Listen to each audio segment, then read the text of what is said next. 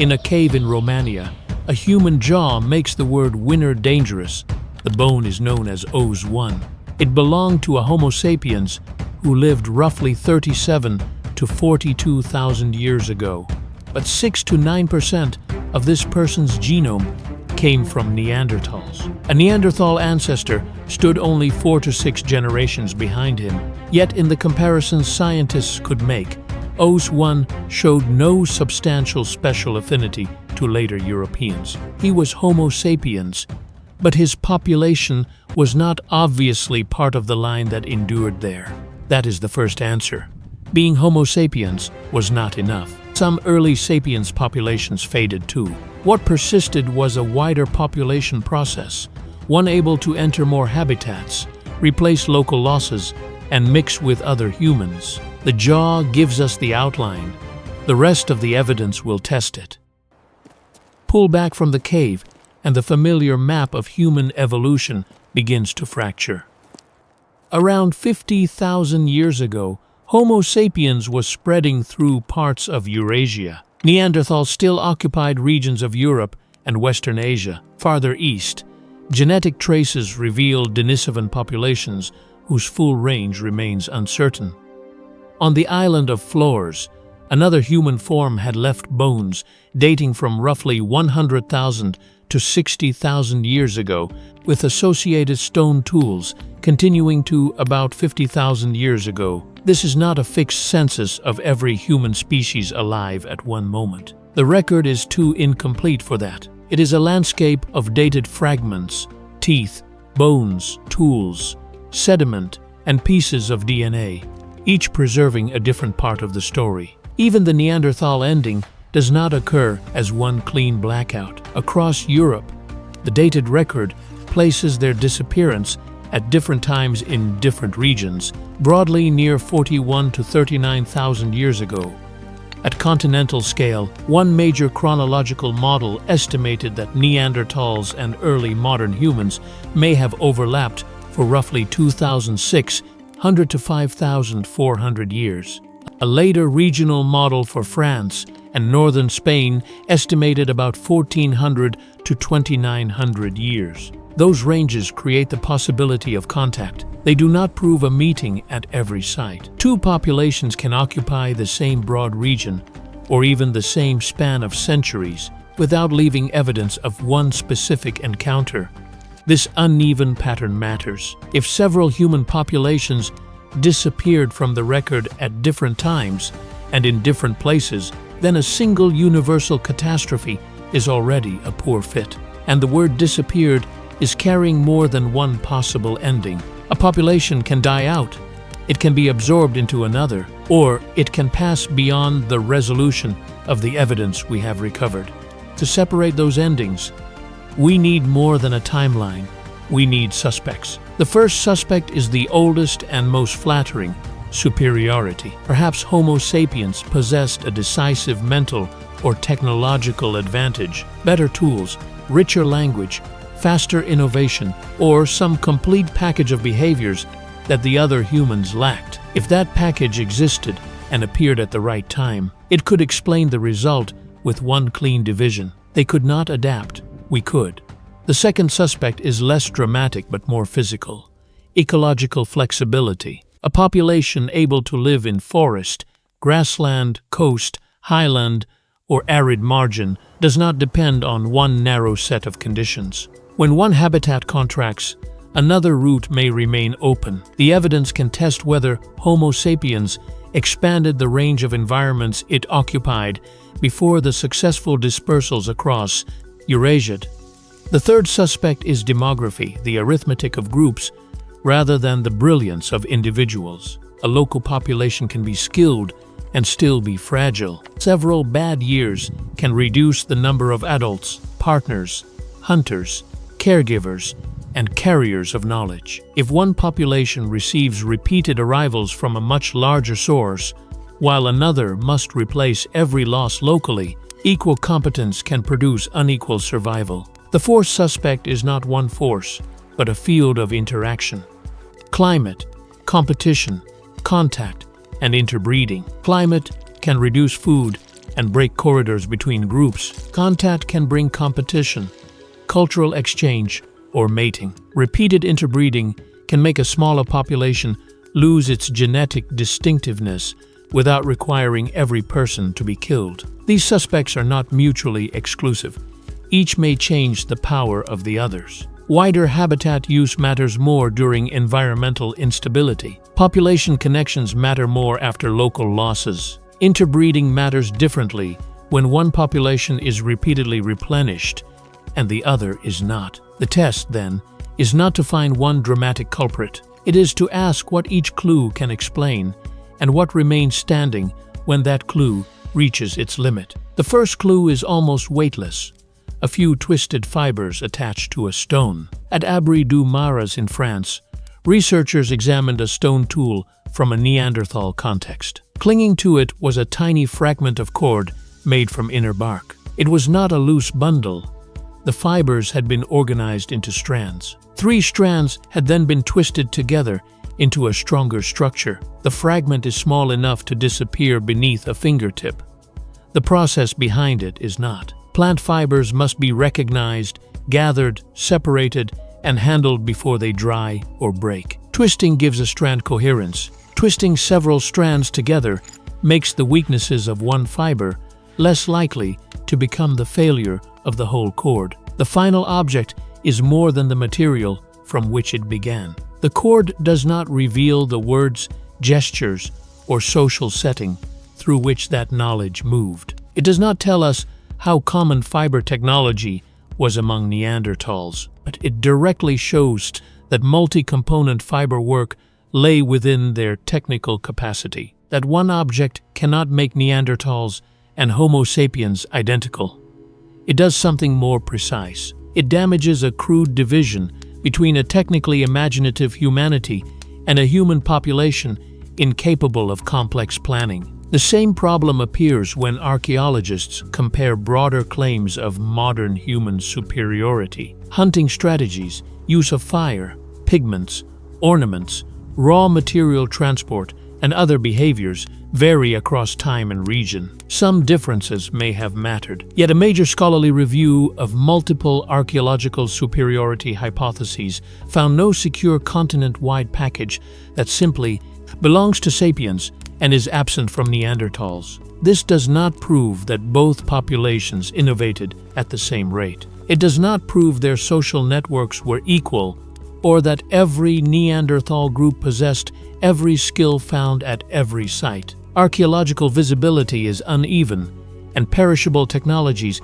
vanish far more easily than stone. But the burden of explanation has moved. If Neanderthals could make composite fiber and sustain complex technologies through long climatic change, then their disappearance cannot be explained by calling them incompetent. Nor can the survival of our lineage be awarded to every Homo sapiens group in advance. The jaw from Oase has already warned us of that. Other genomes make the warning much harder to ignore. At Ranis in Germany, fragments from 6 early Homo sapiens individuals were recovered from a cave used around 45,000 years ago. Hundreds of kilometers away, in what is now Czechia, the skull known as Zlatý kůň preserved another early genome. The DNA connected these people more closely than geography alone might suggest. In the models used by the researchers, they belonged to a small related population. Estimates of recent effective population size fell in the hundreds.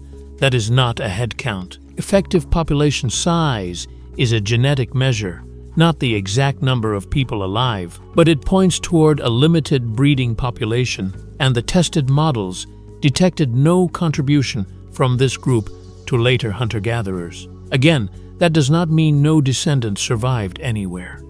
Ancient genomes are sparse. Not detected is not the same as impossible. What it does show is that an early sapiens presence in Europe was not automatically the beginning of an unbroken European population. Bachokiro Cave in Bulgaria adds another route. Homo sapiens remains there date to before 45,000 years ago. 3 individuals carried recent Neanderthal ancestors, yet their genetic affinities reached more strongly toward later East Asian and Native American lineages than toward later Western Europeans. Oase points somewhere different again. Ranis and Zlati Kun form another early branch. The evidence records more than one early sapiens dispersal into Europe, not a single unbroken wave. There were expansions, there were contacts, there were populations that reached new ground and then became genetically faint or undetectable in the people who followed. This changes the question at the center of the story. We are no longer asking why Homo sapiens could enter Eurasia.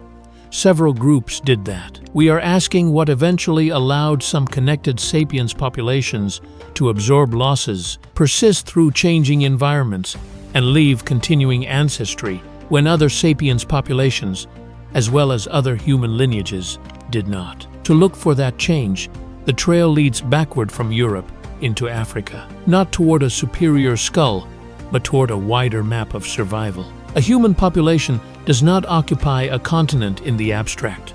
It occupies rainfall, temperature, vegetation, altitude, water, prey, plants, and roots between them. For much of our species' early history in Africa, the known archaeological record clusters within a more limited range of those conditions. Then the pattern begins to widen. In 2025, researchers assembled 479 radiometrically dated occupation layers from across Africa. The sites covered a span from about 120,000 to 14,000 years ago. Their positions were compared with two different simulations of past climate to estimate the realized niche of Homo sapiens, the set of environmental conditions in which our species is actually recorded. The reconstruction indicated a major expansion beginning around 70,000 years ago.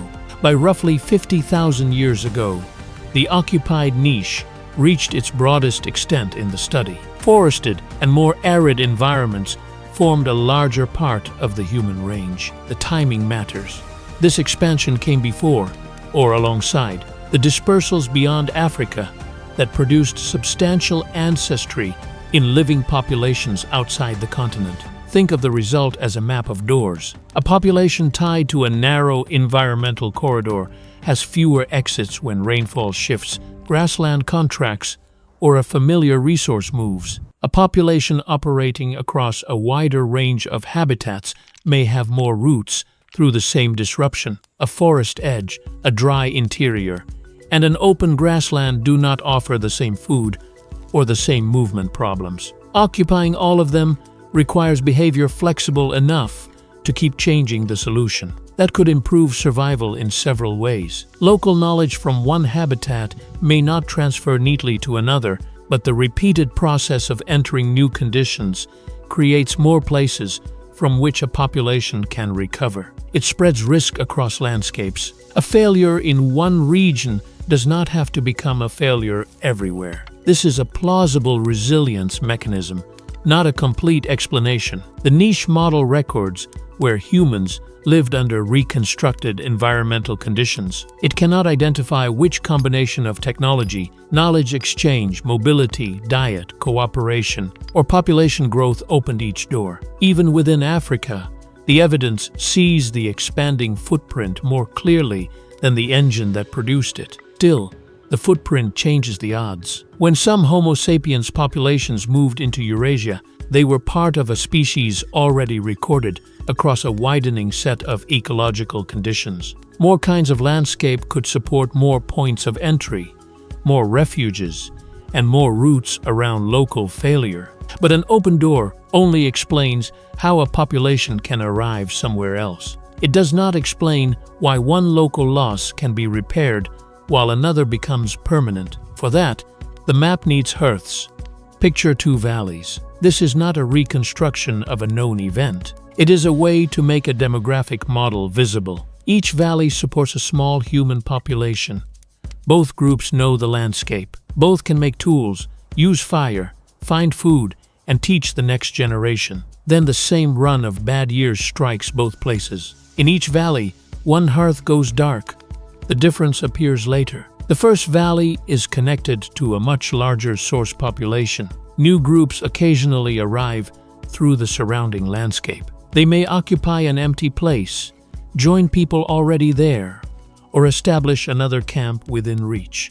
A local loss remains serious, but it is replaceable. The second valley has no comparable flow. Every death, every failed birth, and every broken connection must be repaired from within a much smaller population. If a group disappears, the territory may remain empty. A neutral model, published in 2017, explored this kind of asymmetry. It did not give Homo sapiens better intelligence, better weapons, or higher reproductive success. It allowed bands to disappear, allowed empty places to be recolonized, and repeatedly introduced migrants from a larger African source into a European population space. Under those simplified conditions, replacement could become likely through migration and random species drift alone. The model is not a recording of the Pleistocene.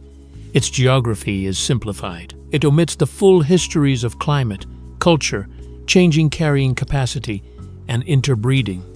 Its value is narrower. It demonstrates that a visible outcome, one population replacing another, does not logically require an invisible assumption of superiority. Small populations also carry internal risks that skill cannot remove. Random variation matters more when numbers are low. A few deaths can distort age and sex ratios. Finding partners may become harder. Tasks that require enough cooperating adults may fail below a threshold. In population biology, some of these feedbacks are described as alley effects. As a population shrinks, the conditions required for recovery can weaken as well. Demographic models have shown that combinations of random births and deaths, mate limitation, and other small population effects can become sufficient for extinction under their assumptions.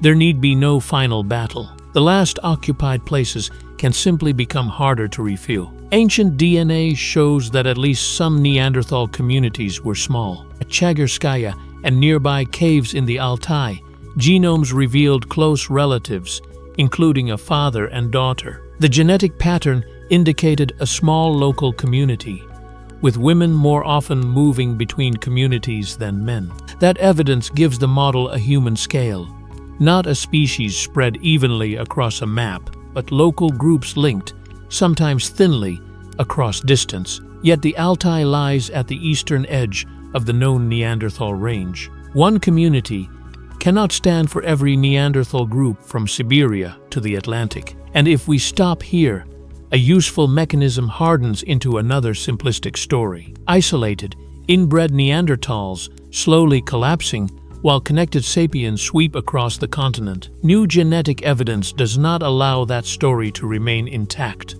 In 2026, researchers reported genetic data from 27 Neanderthals who lived less than roughly 52,500 years ago. The remains came from 10 archaeological sites in Belgium and France, with especially dense sampling around the Meuse Basin. If late Neanderthals in this region had been trapped in tiny, isolated communities, their genomes should preserve some of that separation. Instead, most of the sampled individuals were more closely related to one another than to other late Neanderthals elsewhere in Europe. Their genetic connections crossed between sites. A high-coverage genome from an individual at Goyet did not show the signature of recent mating between close relatives seen in some Altai Neanderthals. The researchers also found no progressive accumulation of genetic load through time in the sampled Western population. In other words, these genomes do not support a simple decline in which each late generation became genetically more damaged until the population failed. There was another important absence. Although early modern humans existed in northwestern Europe during part of this broad period, the study found no evidence of recent gene flow from them into the sampled Neanderthals. That does not prove the two populations never met in the region, nor does it establish that every Western Neanderthal group was large, healthy, or securely connected. Ancient DNA survives unevenly, and 27 individuals cannot represent an entire continent. but the result is strong enough to remove one universal answer. We cannot say that all late Neanderthals were isolated, closely inbred, and undergoing progressive genetic collapse. Some groups in northwestern Europe appear to have belonged to a wider regional population network, even near the end of the Neanderthal record. Demography remains important. Connection is not the same as abundance, and a regional network can still be smaller than the source populations, feeding repeated sapiens expansions. Local groups can remain vulnerable to losses even without close relative mating. But now the demographic suspect must share the scene. It can explain why unequal replenishment matters. It cannot, by itself, explain every regional ending. The evidence has corrected our clean diagram, so the next clue must be read at the scale where those endings actually occurred, one landscape at a time. In interior Iberia, fine layers of windblown sediment preserve a record of changing conditions around the time Neanderthal occupation faded from the region. The Upper Tagus Basin did not simply become Ice Age cold. The environmental signal points towards severe aridity around 42,000 years ago. Water availability fell. Vegetation changed. The animal communities and routes on which human occupation depended would have changed with it. The regional archaeological pattern shows abandonment of the interior during this deterioration. Crucially, the study found no need to place modern humans in that region as the immediate cause. The evidence does not preserve a day when one group decided to leave. It does not count every person or identify a single failed resource. The link is between environmental deterioration and regional occupation. The physical consequences: less reliable water, reduced forage, narrower movement corridors, are mechanisms consistent with that pattern, not a diary of one population's final season. This gives climate a real role, but a bounded one. If carrying capacity falls, the same number of people must survive on fewer dependable patches. Groups may spread farther apart. Exchange and mate finding become harder. A population that was viable under one resource pattern can cross a demographic threshold when the landscape fragments. For a wider population system, regional abandonment may become temporary. People can return from elsewhere when conditions improve, or redirect movement through another habitat. For a smaller resident population with fewer external connections, the same abandonment can erase an entire regional branch. Climate, then, can multiply demographic risk. It can change the value of ecological flexibility. It can make connection more expensive precisely when connection matters most. But Iberia is not Eurasia. Other regions preserve different climatic sequences and different timings of Neanderthal disappearance. The continental chronology is a mosaic, not the footprint of one climatic switch. A drought in interior Iberia cannot explain every Neanderthal population, much less Denisovans or the poorly resolved ending on Flores. Nor can climate explain the Neanderthal ancestry already present inside early Homo sapiens genomes. Environmental pressure can separate populations. The next evidence shows that, somewhere and sometime, the boundary between them also opened. On a chronological map, the evidence seems to move toward confrontation. The last Neanderthal occupation windows extend forward. The earliest sapiens windows reach back. Across Europe, the ranges begin to overlap. In France and northern Spain, the best regional estimate places that overlap between roughly 1400 and 2900 years. That is long enough for many generations of possible contact. But the map cannot show what happened between two people. A radiocarbon range is a probability distribution around dated material. An occupation layer tells us that people were present in a place during a span of time. Even when two populations appear in the same broad region, the sites may be separated by distance, landscape, or centuries hidden inside the dating uncertainty. Overlap is therefore an opportunity for interaction, not a record of its form. It does not choose between avoidance and exchange. It does not reveal whether competition was direct or simply occurred through shared prey and territory. It cannot turn an absence into evidence of disease, and it cannot manufacture a battle. The temptation to show a final confrontation is powerful because it gives disappearance a visible moment. One group enters a valley, another defends it, a result follows. The archaeological record does not give us that continental scene. What it gives us is stranger and, in one sense, more intimate. At Bachokiro, Homo sapiens remains from about 46 to 43,000 years ago preserve recent Neanderthal ancestors in all three individuals whose genomes were analyzed. At Oase, the Neanderthal ancestor stood only 4 to 6 generations behind the person whose jaw survived. Together, these genomes establish that interbreeding occurred in the recent ancestry of some early sapiens. They do not identify where, how often, or under what social circumstances. This is the limit of the contact evidence. Chronology creates the opportunity, and DNA confirms a biological consequence, but neither yet explains the final population balance. So the evidence refuses the battle scene. The timeline approaches contact, then stops. The genome continues through the cut. Inside the genome of Oase 1, Neanderthal ancestry occurred in long segments. Recombination had not yet broken them into the much smaller pieces expected after many generations. That is how researchers could place a Neanderthal ancestor so close to this person's family tree. The jaw does not preserve the encounter, but it proves that the line between two named human populations had already been crossed. At Denisova cave in Siberia, a small bone fragment makes the same point with even greater clarity. The individual is often called Deni. Her genome showed that she was a first-generation daughter of a Neanderthal mother and a Denisovan father. This is not an inference from populations separated by thousands of years. It is one person whose parents came from two human groups that we classify separately. Deni cannot tell us how common such unions were. She does not involve Homo sapiens, and her genome cannot be used as a social portrait of contact across Eurasia. What she proves is that the boundaries among ancient human populations were biologically permeable when people met. Denisovan ancestry also did not vanish with the sparse Denisovan bones. Comparisons between the Denisovan genome and living populations found a contribution estimated at roughly 4 to 6% in the ancestors of sampled Melanesian populations. Denisovans no longer appear as a distinct population in the record available to us.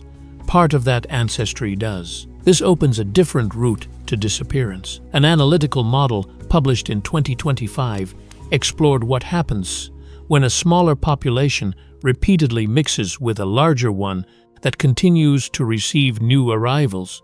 Children carry ancestry from both. If they and their descendants repeatedly have children within the larger population, the smaller population's ancestry becomes more dispersed and proportionally thinner through time. Bodies continue, families continue, yet the smaller population can cease to exist as a distinct demographic and genetic cluster. The model shows that recurrent small-scale immigration and neutral gene flow can plausibly produce this kind of genetic dilution. It is deliberately simple. It does not demonstrate that dilution was the only cause of Neanderthal disappearance, and it cannot recover exact historical rates. Its importance is conceptual. Replacement and survival are not always opposites. A population can lose its separate identity, while some of its ancestry survives inside the population that becomes larger. This does not mean every vanished human lineage was absorbed. The evidence from Flores cannot yet tell us whether Homo floresiensis encountered Homo sapiens at all. Denisovan population history remains incompletely sampled. Some Neanderthal regions may have ended through local extinction, others through movement and mixing, and others through combinations we cannot yet distinguish. But after Oase, Bachokiro, Deni, and living Denisovan-related ancestry, one conclusion is unavoidable. The human past was not a tournament in which sealed species entered, and only one walked out. Some boundaries dissolved inside descendants. The question, why did we survive, therefore needs one final correction. We are not simply the population on one side of those ancient boundaries. We are the outcome of expansions that continued, local populations that failed, and contacts that carried pieces of other humans forward. The evidence can now support an answer. It cannot reduce that answer to a single trait. The strongest working explanation begins before the final Neanderthal sites disappear. Within Africa, Homo sapiens populations were already occupying a widening range of environments. That ecological breadth likely increased the number of routes, refuges, and local solutions available when conditions changed. As some populations expanded into Eurasia, repeated movement from a larger source could make local sapiens losses replaceable. A failed camp, an abandoned valley, or an early dispersal that left no detectable later ancestry did not end the larger process. Other expansions could follow. That demographic asymmetry does not require every Neanderthal group to have been isolated or closely inbred. The connected populations sampled in Belgium and France show why that universal claim must be rejected. It requires only that the long-term capacity to absorb and refill losses was unequal across the interacting population systems. Regional climate then changed the pressure. In some places, it reduced carrying capacity and fractured corridors. Ecological flexibility, technology, and connection could alter how severely that pressure was felt. Their importance was real, but not identical in every region. Contact changed the result again. Competition may have contributed, but the record does not support a continent-wide extermination scene. Interbreeding made part of the apparent replacement into absorption. This is an order of mechanisms, not a solved formula. The strongest working synthesis gives ecological breadth and demographic replenishment major roles. It treats climate and contact as regional forces that change the odds, and cultural flexibility as a plausible modifier whose exact weight remains unknown. It proves that admixture occurred while leaving the total contribution of genetic dilution unresolved. What survived was not one invulnerable wave of Homo sapiens. Early sapiens populations could enter Europe and still become genetically faint. The surviving lineage is better understood as the eventual product of repeated expansions, local failures, continued movement, and mixing. Other humans did vanish as distinct populations, but those endings were not all the same. Some were demographic extinctions. Some included absorption. Some remain beyond the resolution of the record. The title asks why we survived. The most honest answer is not a single ancient group, but a population process that persisted long enough to become us. Return to the jaw from Oase.